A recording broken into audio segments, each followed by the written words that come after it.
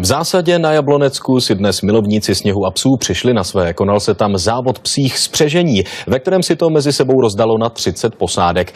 Ty při zásadském sprintu absolvovali 2 15kilometrové okruhy. Mezi závodníky byla i naše nejúspěšnější mašerka Jana Henichová.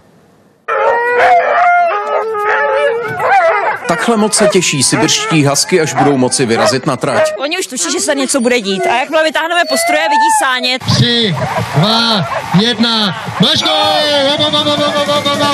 8 spřeží Jany Henichové sviští po trati průměrně 20kilometrovou rychlostí. Je první cizinkou, která dokončila nejsevernější závod psích spřežení planety a třetí nejdelší závod na světě, norský Finnmarkslopet na 1000 kilometrů.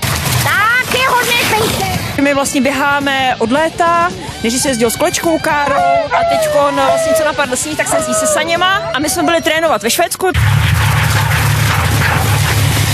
Trať, kterou budou o víkendu mašeři zdolávat na Jablonecku, je ve srovnání s těmi světovými miniaturou, či spíš sprintem. I tak dala organizátorům při letošní zimě-nezimně zabrat. Je navožených na trati 17 kamionů sněhu. Kromě sibirských a aljašských husky jsou k vidění i méně známá plemena, třeba o poznání pomalejší, ale o to více chundelatí samojedi. Bylo teplo, mohlo být o 10 stupňů míň.